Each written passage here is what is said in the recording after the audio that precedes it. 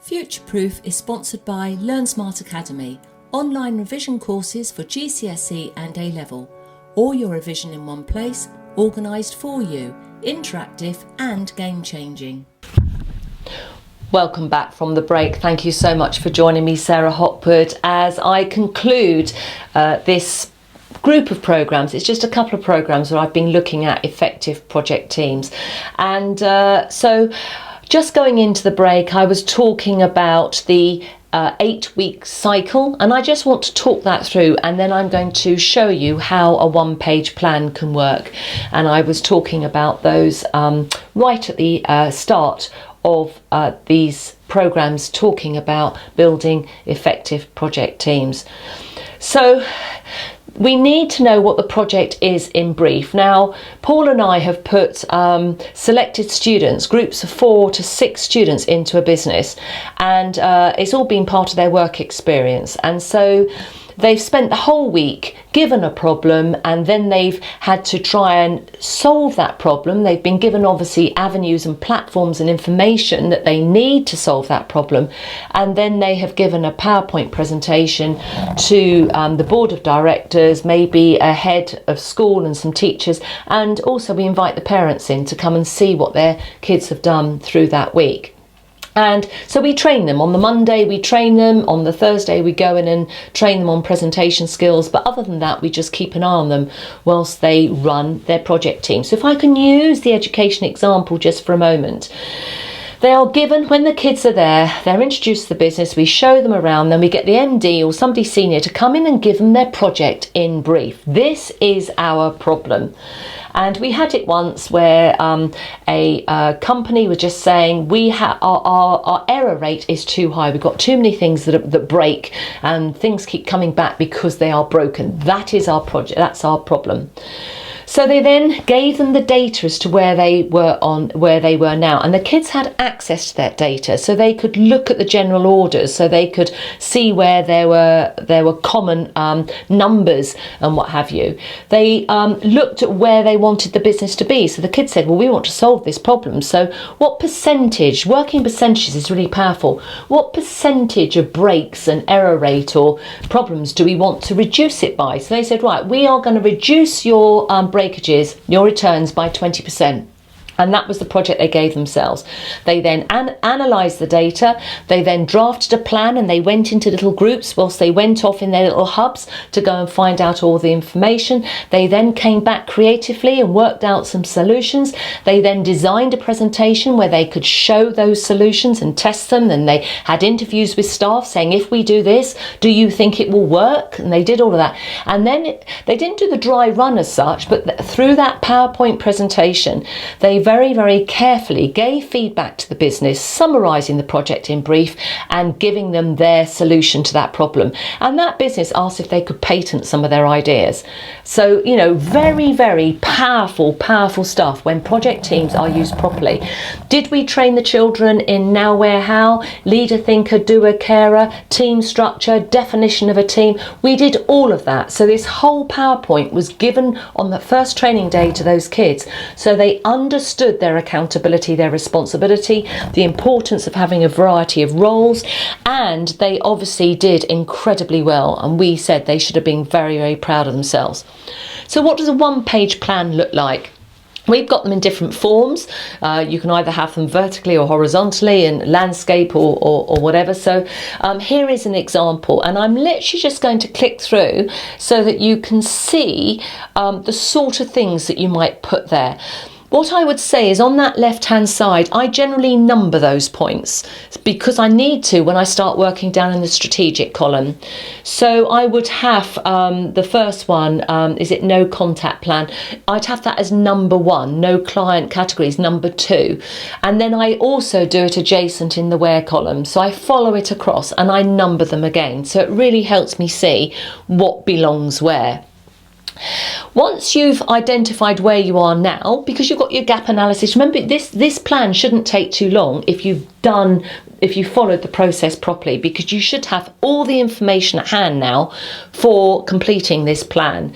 So where do you want to be? Now remember, If you have a one-page plan for the whole business, then any project team or department would have a separate plan that would cascade underneath the main plan. So if you flip them like a pack of cards, they should actually all line up and all of them should be working towards that top plan, which is the overall business plan. The other thing I likened it to is like a family tree, and departments can sit their own plans in underneath the main overall business plan. But it means that it's a working document and it's not a pile of paper that goes in a drawer and you just come out and check it just before you write another one.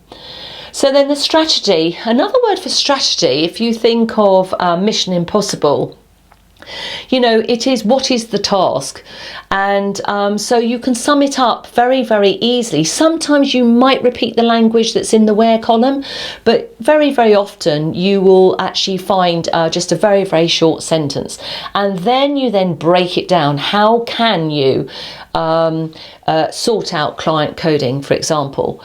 Here you've got timing, but you can see initials after it as well. And sometimes you write in that column timing and accountability. So in other words, when is it going to be done? And sometimes it's actually days of the week. When I'm coaching people, I sometimes say, when is it going to be done? They'll write down today, or they'll write down by Saturday, and they'll actually use days rather than months. So obviously you've got an option of days, months, years. It's whatever's relevant. But also it's the initials of who is going to be accountable. So when you have a board meeting and you get out the cascading plans, and everybody should have copies of them, the first thing when I was chairman of a charity, I remember opening up every single board meeting. We had plans like this, and I would have a copy of those plans, and after we had done matters arising and all the rest of it, I put in a section that I said, right, we're going to go around the boardroom table, and all I want at the moment is yes or no's of did you do what you said you were going to do.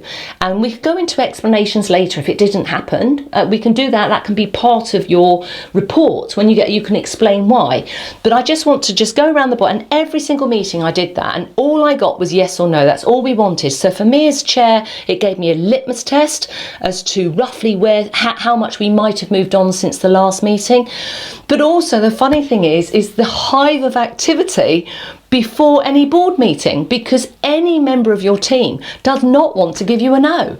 They want to give you a yes. So it actually generates momentum and gets people going. And of course, when they give you a yes, they're smiling. So you then get your job satisfaction and your accountability, and you feel part of that team. Because at the end of it, you've gone round and everybody said yes, and everybody's going, rock on, we've done it, fantastic, right. Now let's hear the detail of it. And then of course, you can then plan forward. So those initials are very, very, very important. So this is just an example of working down those strategies associated to the points that you've identified under now, where, how. You obviously are drawing on your gap analysis, you're drawing on the project team outcomes, your dry run, whatever you want to call it. By now, it should be very, very obvious what is needed to be in this plan. So the key thing for me, the function of a plan, is that you've got something visible that you can work on, and I love ticking and crossing things out. It also makes everything transparent so that everybody knows what's going on. It also enhances the feeling of being part of a team, because people can visibly see what their plan represents in part of the whole picture. Can you imagine if you go back to the guy sweeping the floor, NASA, who was sweeping, and can you imagine if he had his own one-page plan? And he could say, right, I can show you how and why the floors are all swept and where I went back more often than not and what have you. And that smile to go, I'm an important member of your team because I have made sure that XYZ is as it should be so that you can get on with your job. So it creates a massive, massive buy-in. So these are obviously just examples. Please do have a look at them. It's not a matter of obviously copying. That's not what it is. It's just showing you how it all works. And I commend it all to you. There's a great feeling. If you want to go high, then you can go alone. And some people are born like that. They're not very good at being team members. Don't have a go at them for it. We need to identify where where our strengths and weaknesses are. Maybe remove them from a project team if that's a problem for them. Just make sure in your team you've got leaders who are very good team players as well as leaders. If you've got lots of leaders, then make sure that you maybe nominate who's going to lead today and who's going to be a thinker, who's going to be the carer, who's going to be the doer. And don't forget that you get forming of a team. You will always get storming of some sort. Then you get norming. It will settle down as people settle in their roles. If that doesn't happen, fail quickly, fail fast, make the changes you need to.